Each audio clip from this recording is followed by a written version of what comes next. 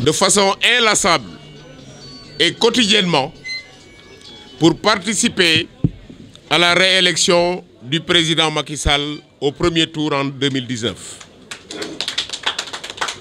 Aujourd'hui, nous avons réuni plus de 15 mouvements et associations qui ont marqué leur adhésion à cette nouvelle structure qui, dès demain, va investir le terrain politique pour contribuer au renforcement de la massification du camp du président Macky Sall. Vous savez que nous sommes à Thiès. Thiès est une ville qui a un enjeu stratégique pour les élections de 2019. Vous savez qu'il y a des candidats, certainement, il y en aura, qui sont de Thiès.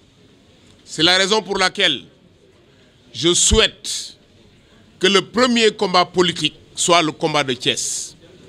Si la victoire du président Macky Sall est assurée à Thiès, sa victoire au niveau du Sénégal sera assurée.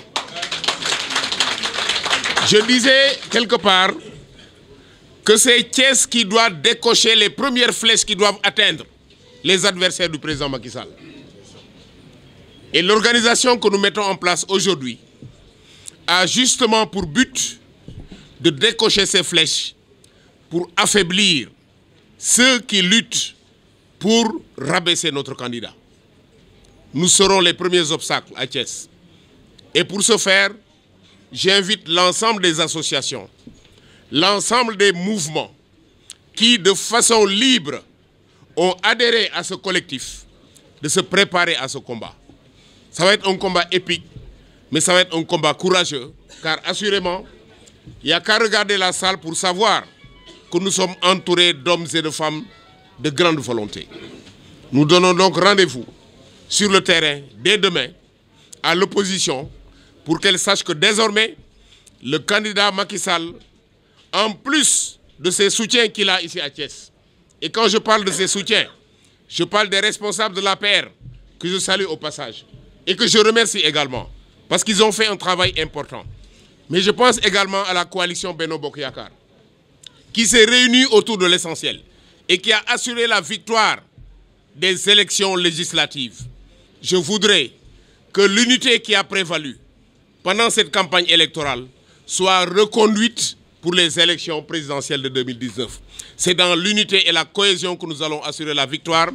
Et la coalition des associations et mouvements de soutien à Macky Sall est prête aux côtés de la coalition Benno Bokk Yakaar pour assurer la victoire en 2019. Voilà là la déclaration préliminaire. J'ai lu tout à l'heure les mouvements et les associations qui de façon volontaire ont adhéré à ce collectif.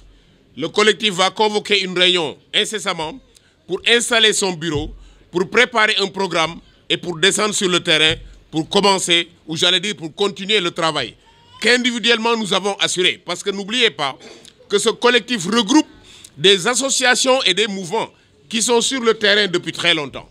Nous ne ferons qu'aujourd'hui, nous faisons que unir nos forces. Mais sur le terrain, nous y étions. Sur le terrain, nous allons demeurer. Et demain, cela nous permettra d'assurer la victoire. Je vous remercie. Vous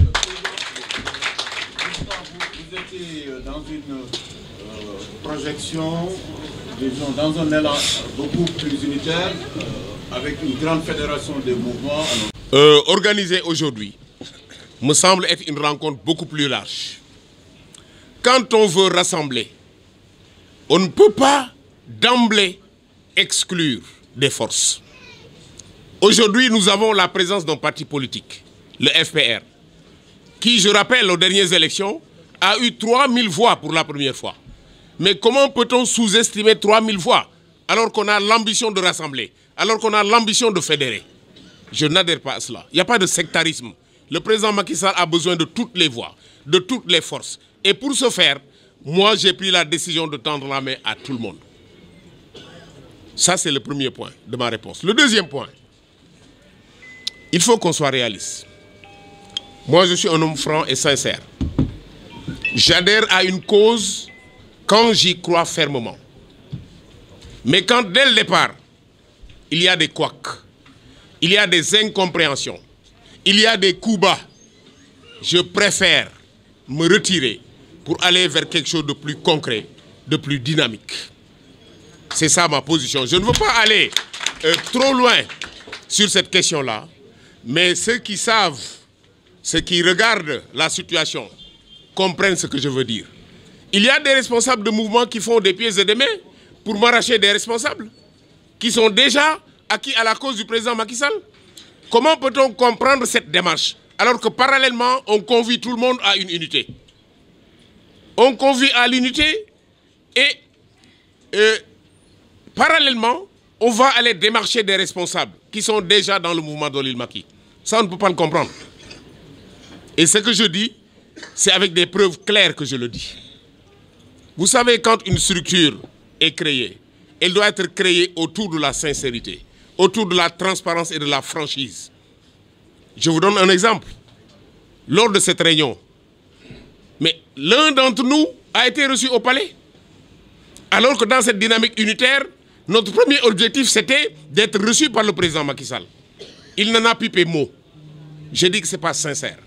Moi, je ne travaille qu'avec des gens qui sont sincères, des gens qui croient à Macky Sall, des gens qui ne sont pas mus que par des intérêts personnels. Moi, je suis mu, moi, par l'intérêt de Macky Sall. Mon mouvement est clair, mouvement d'Olil Macky. La coalition que nous avons installée aujourd'hui est une coalition qui, de par son sigle, est très claire. Coalition ou collectif des associations et mouvements de soutien à Macky Sall. Ce collectif-là ne peut travailler qu'avec Macky Sall. Son nom n'est pas anonyme. Il ne peut pas aller travailler avec quelqu'un d'autre. Moi, je ne fais pas de calcul. J'affiche mes positions et ma position, c'est de soutenir le président Macky Sall. C'est la raison pour laquelle j'ai fait le tour de Thiès. Je suis allé voir les responsables de mouvements que je rencontrais sur le terrain. Je leur ai parlé et ils sont d'accord avec moi qu'on mette sur pied cette coalition, ce collectif des associations et des mouvements de soutien au président Macky Sall. Vous n'êtes pas en train de vous rebeller, pour rebondir sur Babacar, de vous rebeller, étant entendu que vous aviez porté ce pôle-là et à ce que je sache, on a dit que ce pôle-là sera dirigé par un Thiessois, alors que vous n'êtes pas natif de la ville. Écoutez, je ne vais pas me prononcer sur le problème de leadership dans cette coalition-là. Parce que justement, les responsables, les premiers concernés, n'ont pas osé poser ce débat-là. C'est pas sincère. C'est pas sincère. Un collectif, une coalition, mais forcément un coordonnateur. Mais si les gens ne se font pas confiance, si chacun ne donne pas confiance à l'autre, mais comment voulez-vous que cette initiative soit pérenne?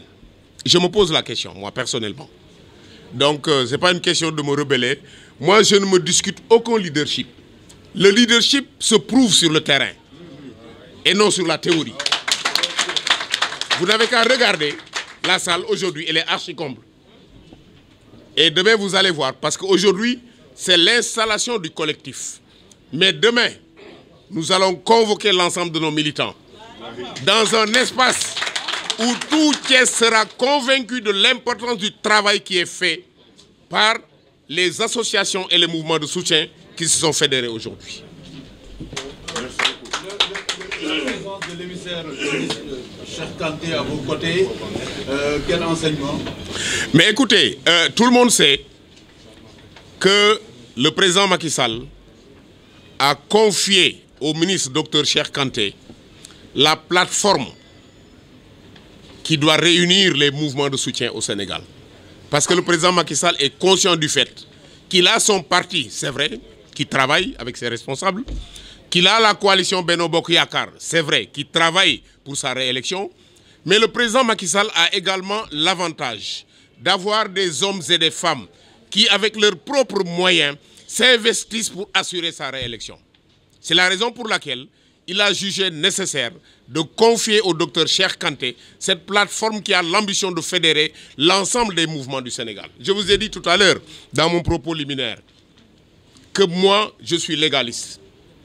C'est à Cheikh Kanté qu'on a confié ce travail. Avant de convoquer cette assemblée, je suis allé le voir. Et il a adhéré à l'initiative. C'est la raison pour laquelle il nous a envoyé l'un de ses principaux collaborateurs, mon ami et doyen Pape Lam, ici présent. Vous êtes un légaliste, sur l'autre front, vous êtes un fonctionnaire de l'État, le receveur des domaines. Un débat est en train de se poser depuis quelque temps sur le receveur des domaines. C'est le domaine public maritime.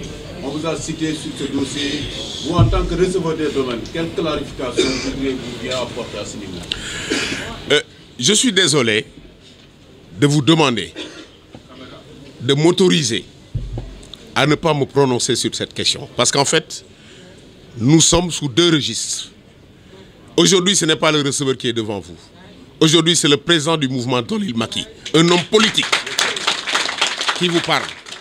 Si demain vous me trouvez dans mon bureau, nous parlons de profession par moi, j'ai pas froid aux yeux. La légalité, M. John, vous êtes dans un État qui prône la bonne gouvernance.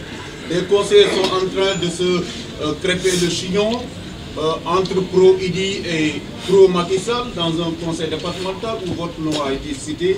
Mais dites-nous où se trouve la vérité, la réaction de l'opposition. L'occasion fait le larron quand même. Oui, mais justement. Vous êtes très forts, hein, vous les journalistes. Mais je vais quand même insister. Je pourrais me prononcer sur cette question en d'autres occasions. Mais aujourd'hui, c'est l'homme politique qui vous parle. Et je n'aimerais pas faire de l'amalgame. Vous savez, dans ma profession, vous l'avez dit, je suis légaliste. Mais il y a beaucoup de choses qui m'interdisent de parler publiquement de certains dossiers que je gère dans mes bureaux. Importante. Et qui a toujours été l'une de mes préoccupations. J'ai l'habitude de dire en wolof que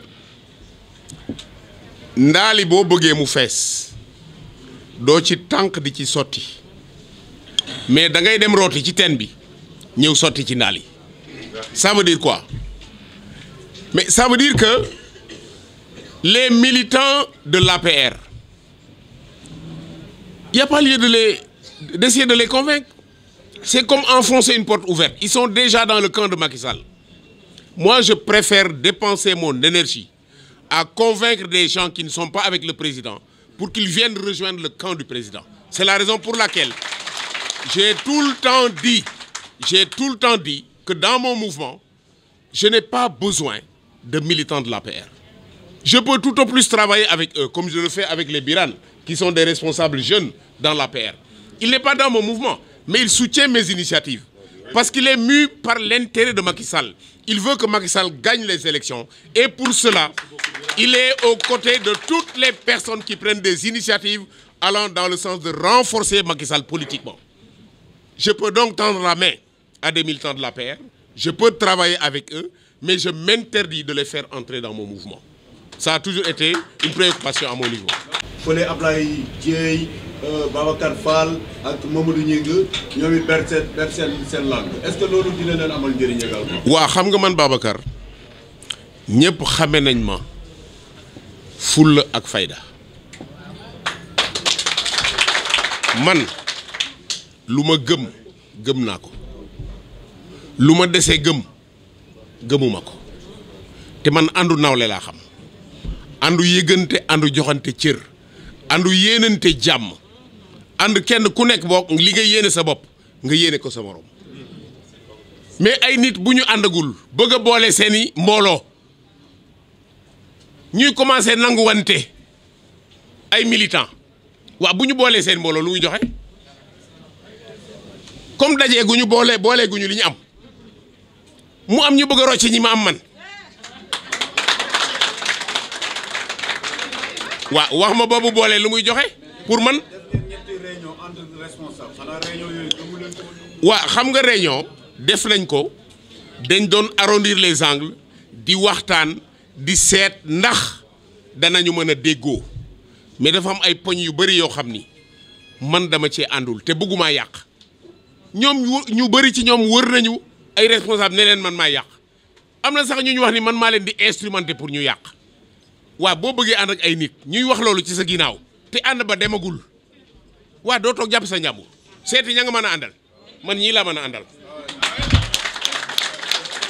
ñii ñoom laay gis ci terrain politique bi ñu nekk ay association nekk ay mouvement démb ak bërki démb ak barkaati démb fu ma tourné fekk leen li may def ñoom ñu koy def man bu ma bëggee ànd def coalition ñooñu lay àndal mais ay turu mouvement rek du ma tax ma ànd ak kenn bàyyi ba élection présidentielle ñëw nga bëgg a mbubboo ab association man du ma nangul loolu man kenn xamee ma ñàkk fayda ba ma defee politique ba léegi depuis 20 ans ma koy def caajaay ak fii kenn musuma xamee ñàkk fayda te du fii laa ñàkk fayda. yaa ngi sóoraale kon ay obstacle ak ay ndëgg sërëx si seen yoon ak ñi nga àndal yaakaar ngeen ne loolu di ngeen ko surmonter pour jox ndam président. waaw man personnellement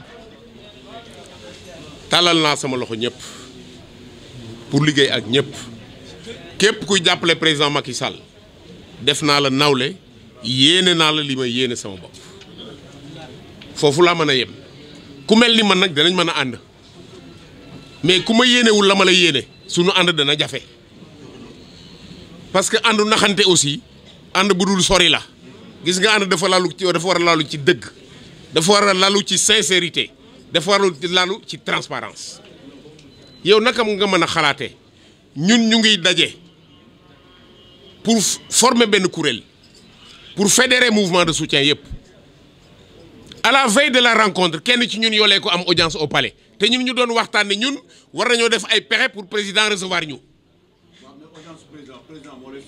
d'accord mais mu wax ñu su doon man bala maa dem dinaa ne woo sama gars yi ne ne ah attention président woo na ma te kilifa ku mu woo da ngay wuyu maa ngay dem nag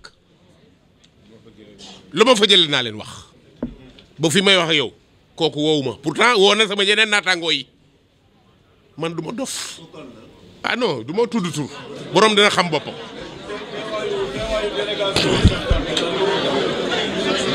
waaw teewaayu délégation Cheikh Kanté teewaayu délégation le ministre Cheikh Kanté lu ñu mën a expliquer la wax naa sànq ci tubaab ni président Macky Sall Cheikh Kanté moom la dénk la plateforme bi war a fédérer les mouvements au Sénégal mu nekk liggéey bu am solo boo xam ni tàmbali na ko def man bi may laata def lii damaa sol sama daal parce que man damaa gëm kilifa nit ki buñ ko joxee cër jox ko gëddam jox ko cëram damaa dem seeti ministre Cheikh Kanté waxtaan ak moom wax ko sama mébét ci Thiès mu d'accord ci encouragé ma ci defe naa le fait que mu yónni Pape Lam mi nga xam ni bokk na ci ñi gën a sës ci moom wone na ni lii may def c'est en phase avec ñi nga xam ni ñoom la président dénk mouvement yi pour ñu organiser leen loolu ma waral teewaayam fii tey. kon daal Thiès daal moom am na lu leen am na liggéey bi moom jàpp na mën leen jubóo moom Thiès.